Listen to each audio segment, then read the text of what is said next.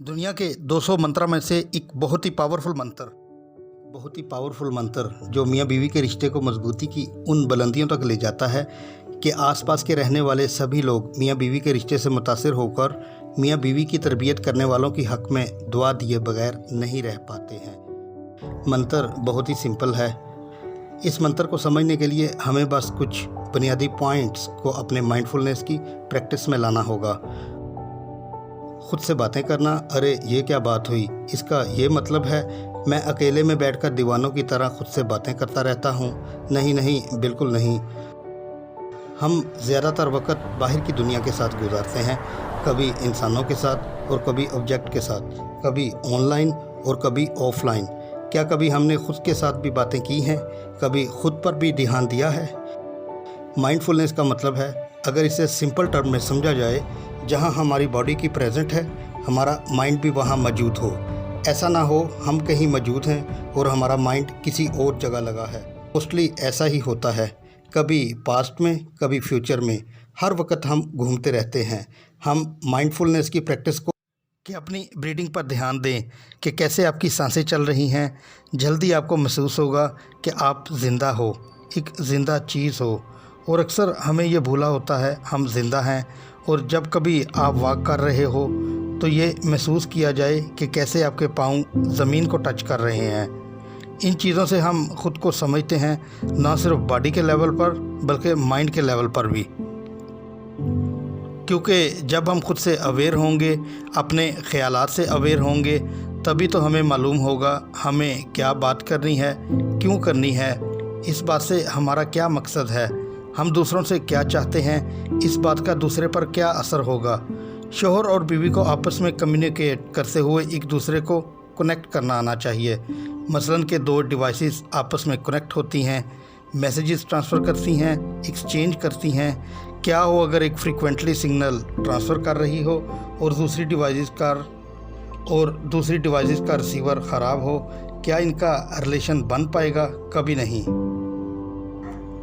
शौहर और बीवी को जो मंत्र अंदर से कनेक्ट करते हैं, आइए इन्हें सुनते हैं। नंबर 1, मैं सच में बहुत खुश हूँ कि आप यहाँ पर हो। अगर कोई आपके साथ बैठा है, आपके लिए बैठा है और आप इसे बताते हो, इसके यहाँ होने या ना होने से आपको कितना फ़र्क पड़ता है, तो ये चीज़ें दोनों को कनेक्ट कर देंगी। नंबर 2, मुझे अंदाज़ा है आप तकलीफ़ में हो, इसलिए तो मैं यहाँ पर हूँ। क्यों मज़ीद परेशान होती हो? सिर्फ़ इतना कह देने से ही किसी के लिए किसी की तकलीफ़ में आप वहाँ मौजूद हैं, इसकी आधी तकलीफ़ तो यूं ही दूर हो जाती है। नंबर 3, मैं तकलीफ़ में हूँ, मुझे सपोर्ट की ज़रूरत है। ये ज़रा हिम्मत का काम है। ये कहने के लिए अपनी ईगो को कुछ देर के लिए दबाना पड़ता है।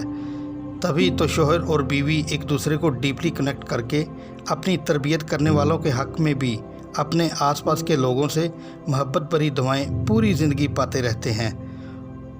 और जो मियाँ बीवी ख़ुद को आपस में कनेक्ट नहीं कर पाते, वो पूरी ज़िंदगी ही अपने माइंड में सेरोटोनिन केमिकल ही रिलीज़ करते रहते हैं। सेरोटोनिन केमिकल हमारे माइंड में दुख के वक्त रिलीज़ होता है और दुख इंसान को पछतावे और फ़िक्रों में भरे रखता है। इसे एक मियाँ बीवी के वाक़े से समझते हैं। एक सोल्जर था, वो जंग पर गया, वहाँ दुश्मन के हाथों किसी कैंप में पकड़ा गया।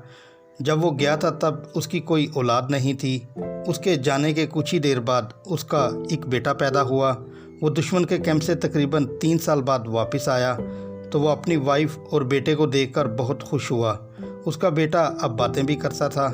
उसकी वाइफ हस्बैंड के वापस आ जाने पर खुशी में सेलिब्रेशन के लिए बाज़ार से कुछ सामान लेने गई और घर पर बेटे ने अपने बाप से पूछा, मिस्टर आप कौन हो? आप तो मेरे फादर नहीं हो। मेरे फादर तो कोई और हैं। वो हर शाम को मेरी मदर के साथ होते हैं। मेरी मदर खड़ी होती हैं, खड़े हो जाते हैं। मेरी मदर बैठती हैं, वो बैठ जाते हैं। और इनके आने पर मेरी मदर बहुत रोती हैं। ये सुनकर तो उसके बाप को तो बड़ा शौक़ लगा। जहाँ वो पहले मुस्कुरा रहा था, अब वो पत्थर जैसा हो गया। इसकी वाइफ जब वापस आई, अपनी वाइफ से इसने कोई बात नहीं की, बस चुपचाप साइड पर बैठा रहा और उठकर बाहर चला गया। अब रोज़ इसका यही काम था। कि वाइफ से कुछ भी बात नहीं करनी और बाहर जाकर शराब के नशे में धुत हो जाना। इसकी वाइफ बिहेवियर से इतनी फ्रस्ट्रेटेड हुई कि एक नहर में उसने जंप करके उसने सुसाइड कर लिया। अपनी वाइफ के इस फ्यूनरल से जब वो वापस आया, इसका बेटा भी इसके साथ था। तकरीबन आधी रात हो गई थी, अंधेरा हो गया था। सोल्जर ने लैंप जलाया और फिर इसे एक जगह से उठाया।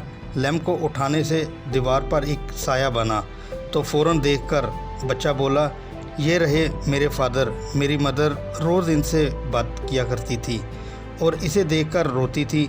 वो सोल्जर जब इस बात की गहराई तक गया तो इसे मालूम हुआ कि बच्चा अपनी माँ से रोज़ कहता था कि गांव में हर एक के फादर मौजूद हैं, मेरे फादर कहाँ पर हैं। माँ को कोई और जवाब नहीं मिला तो माँ ने बच्चे से कह दिया, ये साया तुम्हारे फादर हैं। और इसी साए को देखकर इसकी वाइफ अपने हस्बैंड को याद करके रोती थी। अब तो बहुत देर हो गई, काश सोल्जर ने अपनी वाइफ से पहले पूछ लिया होता, आई सफ़र प्लीज़ हेल्प। मुझे बताओ वो कौन था जो रोज़ आया करता था और जिनको देखकर आप रोया करती थी।